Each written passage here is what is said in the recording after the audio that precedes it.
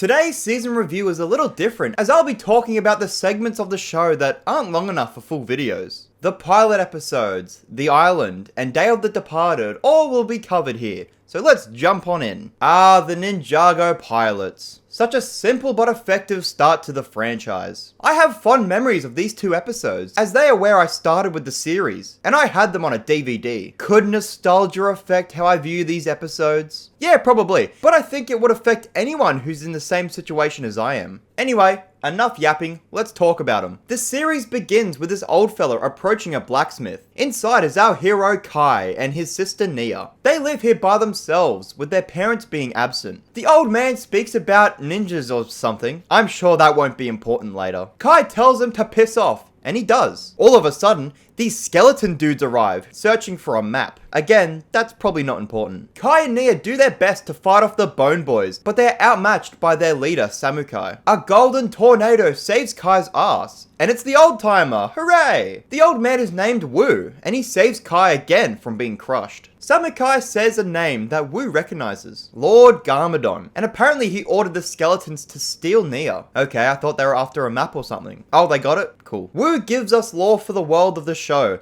which is iconic to the fanbase. Basically, Wu's father, the first Spinjitzu master, created Ninjago using the 4 golden weapons, but when he died, his 2 sons fought over them, resulting in the eldest brother, Garmadon, falling into the underworld. Wu took the golden weapons and hid them across the land, and created a map which he gave to Kai's father. That's why the skeletons were here, to find the map to the golden weapons, so Garmadon can have all of them. I'm sure many of you know this already, but for the newcomers, hi. It's really cool how much lore we get early on, considering these episodes were created to get audiences' attention. You think they would try and make it simple, but they went above and beyond. It doesn't feel overwhelming, so they did a good job. Wu is at the blacksmith to recruit Kai to become a ninja. He agrees to go with Wu, only to save his sister. The two go to the monastery of Spinjitzu to train. I wouldn't say that Kai is all that good at being a ninja, for now. One night, Kai is jumped by 3 other ninjas. Kai does well to hold them off until Wu shows up. Turns out, these mysterious goobers were Wu's other students. Wu somehow changes their clothes, which is concerning because these guys are teenagers. Each ninja gets their own suit to match the elemental properties inside of them. This will make sense later. Kai is the master of fire. Okay, fire's awesome. Jay in blue is the master of lightning. I like lightning. Cole is still in black and is the master of earth. And finally, Zane in the white is the master of ice, who is a little odd. Their mission is to locate the golden weapons and protect them with their lives. The first weapon is the Scythe of Quakes, and Kai goes in by himself. Kai has a lot of personality in these episodes, and in the first season as well, but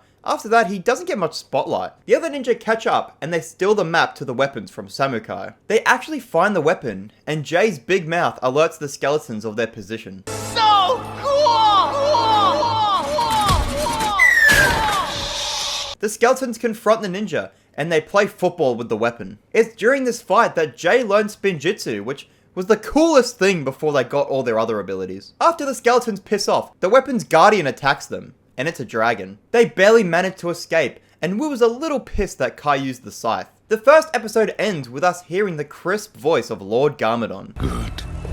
Then my brother was there. The second episode starts with the group on a boat, which kind of looks like the Destiny's Bounty. They arrive at an ice temple, which I'm surprised doesn't return later in the show. Actually, a lot of these locations aren't ever seen past the pilots. Zane grabs the shurikens of ice, but he's frozen, so the other ninja use his corpse as a sled to escape the dragon. What is happening? They continue to hunt for the golden weapons, and get the nunchucks of lightning. They kind of skip over the middle 2 weapons, but that's for the better, as they don't have much runtime left. The team vibe after their victories, but later that night, Kai is led away by Nia? Crazy, I know. It's Garmadon, or at least his shadow. Garmadon wants Kai to take out the sword for him, but Kai obviously says no. Garmadon pulls his trap card and dangles Nia in Kai's face. He pulls the sword out and uses it to free his sister. He gets his shit rocked by shadows until Sensei Wu shows up. Meanwhile, the skeletons capture the other 3 ninja and steal their golden weapons. This is a dire situation, so Wu decides to take himself and the sword to the underworld to keep the others safe from his brother. Very noble of you, Wu,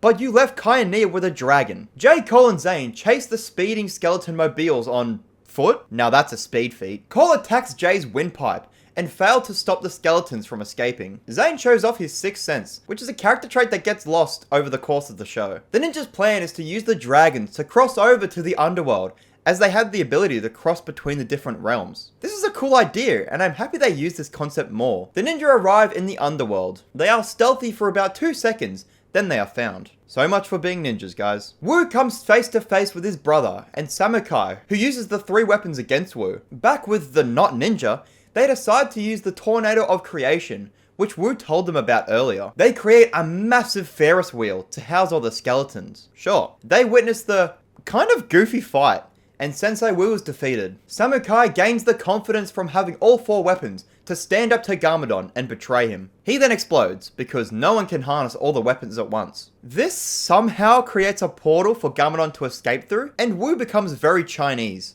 Father would not want you to do this, brother.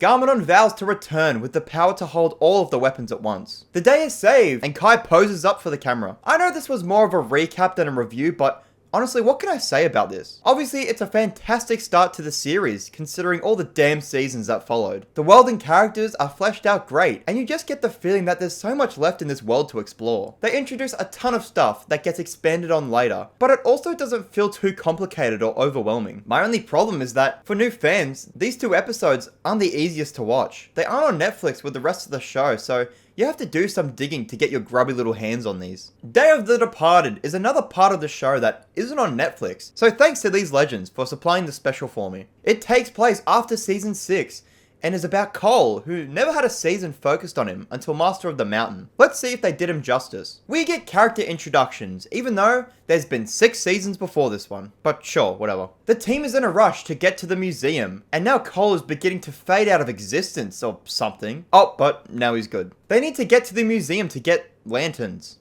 Day of the Departed is set on a holiday called Day of the Departed, where people honor and remember those who have passed. The museum head director person, named Dr. Saunders, shows them the Hall of Villainy with a bunch of mannequins of the ninja's past foes. Tonight is also a special lunar eclipse. Cole wanders off by himself and comes across Sensei Yang's section, which is obviously a little touchy for Cole, considering his ghostly state. He starts to phase through everything, except the floor for some reason, and now no one can see him. All this fading stuff is a cool idea, but it comes out of nowhere. Even if there was a mention of something like this in season 5, would have been nice to have. The evil painting tells Cole to close the circle, whatever that means. The not ghost ninja split off to respect their respective loved ones, while Cole is left behind. Cole's father is waiting for his son, but instead he's with hello, Dareth. Never gets old. Cole heads to Yang's temple, which is still in the sky. He stupidly brought Yang's weapon with him. Cole wants revenge on Yang for basically turning him into a ghost, but honestly, besides the fading in and out, he's got a pretty good gig here. He can turn invisible, possess things, float, and phase through stuff. Yang uses the lunar eclipse to bring back some villains through their mannequins. Cole gets jumped by ghost students and gets tied up. Great plan, Cole. I really like this idea of bringing back past villains, and it's done in a pretty creative way. And all the villains' voice actors return, which just makes it a lot better. We got Samukai, General Kozu, Master Chen, General Cryptor, and Moro. Pythor also has a statue, but wasn't brought to life because Pythor isn't dead. Yang says he brought them all back from the departed realm, but why is Cryptor here? He's a robot. Anyway, the villains need to kill the ninja to take their place among the living, because after the eclipse is over, they'll go back to being mannequins. Pythor does show up, and kind of just inserts himself into the plot. And we have this fun interaction. Ah, Cryptor, my loyal friend. Chen. Pythor. Everyone chooses a ninja to murder, and they set out. Boom! Yang backstory. The Ying Blade could probably make someone immortal, so when Yang tried, he ended up cursing himself and all of his students to be bound to the temple. Yang plans to use the Ying Blade to cut the rift between the mortal world. Honestly, I'm a little confused, but I'm sure there's an absolute weapon in the comments who will tell me what's going on. Each ninja is confronted by their foe. I wouldn't say any of this action is all that interesting. In fact, I would say bad. This special is mostly about Cole, but all he does for the first half is just sit around. While all the ninja are fighting for their lives, Kozu attacks Dareth, which I don't really mind. Cole takes out some students, and why doesn't Cole use his abilities? Moro confronts Wu, but he doesn't want to fight. Remember, the two are on good terms with each other when Moro passed away. He wants to help Wu. Yang starts to open the rift, while Cole is a little busy. Ronan saves Jay's parents, okay? And all the ninja defeat their respective villains. That was a little underwhelming, actually. We barely saw the fights, and I at least didn't get much out of it. Dareth uses the Helmet of Shadows from Season 2 to command the stone minions, which is a cute moment, I won't lie. Yang almost goes through the rift, but Cole grabs him at the last minute. The ninja finally realize that Cole has been absent for most of the runtime, and they head out to save him. Moro also returns to his place as a mannequin. Cole gets his ass handed to him by Yang, and starts to fade away. But with the power of friendship, Cole pulls himself back together, and now his hands are glowing. I couldn't tell you what's happening here, or how Cole's lava arms came to be, but yes, now his arms glow when he uses his powers. He breaks the Ying Blade, and the students are freed from their captivity. Cole feels bad for Yang, as he also feels alone. Cole carries Yang with him, but Yang chooses to send Cole through the rift. Yay, now Cole is back to being human. That was fun while it lasted. Now he's rocking this cool scar, and the Temple of Air Jitsu is brand new. The ninja decide to live in the temple, with Yang still lurking about. This was a fine-ish special. It's nothing too crazy, and a little disappointing. There was a lot of potential with all the villains returning, and Moro being on the ninja's side. Like I said before, this special isn't on Netflix, which sucks, as you can't really skip this one. Otherwise, you go from Ghost Cole in Season 6 to Human Cole in Season 7, with only a small line recapping what happened here. Cole's lava arms really come out of nowhere, but I like their inclusion in the show. The island is 4 episodes this time, where the ninja explore an island. Crazy, I know. This special takes place right before Seabound, and plays a major part in that season, so let's see what happens. Wu, Misako, and Clutch Powers are exploring said island, when they go missing. Meanwhile, Lloyd is looking for criminals who escaped Cryptarium, when one of those fine gentlemen from the Explorers Club shows up on their doorstep. The ninja learn of the disappearance, and that the island they are on is located in the Storm Belt, which is a really sick name. Thought to be impossible to navigate, there's actually one person who managed to return from the Stormy Belt. Can we guess where they head to? The middle of nowhere, which is where that survivor lives. Whoa, whoa, whoa. Why are these suits fire though? Cole's got a cute man bun. I approve. This is Twitchy Tim, who is very against going back. I can see why. His memory keeps resetting. They convince him to go with them. The team head out on some boats, and they almost die before getting to the actual island. Wait, now they have bikes? They arrive at a camp, which was used by the expedition team. Twitchy is worried about some statues that are alive, but come on Tim, surely they can't be real, right? The team has something watching them as they proceed through the jungle, but it's just this dopey looking dragon, who they completely ditch. They encounter a statue, which I hope is definitely not alive. Man. These 6 highly trained ninja struggle to fight off these rocks, but that's because they can copy their powers. This is a really cool fight. The team books it, but Lloyd and Tim are split from the group. The 5 ninja are taken by some purple guys, while Lloyd hides from the stone pillar with Tim. The taken ninja are escorted to some kind of civilization run by this dude. The people of the island believe that the ninja are there to steal some amulet. The King Keeper speaks of an ancient beast called Wojira that possessed the amulet, but that won't be relevant until next season. Because they know the story of the Storm Amulet, the ninja are held prisoner. The Keeper decides to keep Jay separate from the rest of the group, but they find Wu and Misako, and Clutch. What's Lloyd been doing? Oh, he's just been chilling in a cave with this twitchy fella. He inspires Tim to go out with him and save the others. Jay is being treated like a king, and Why do you have 2 heads? you can't say that, Jay. He's not really sure why he's being pampered, but he has a good theory. Oh, I get it. You saw me use my elemental powers on those statue brothers, and now you want me to be your king.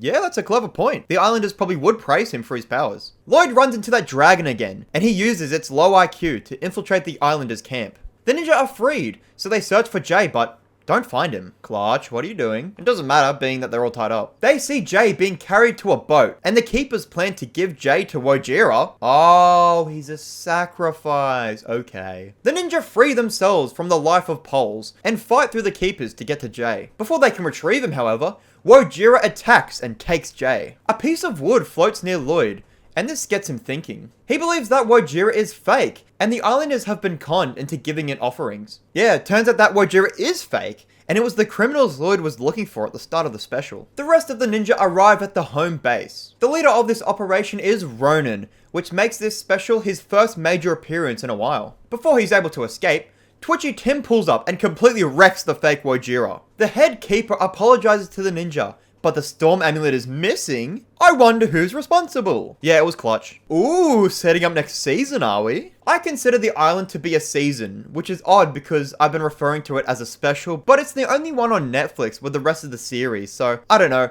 everyone is different. Now that that's all covered, we only have a few seasons left to talk about, so next time will be season 5. Bye bye.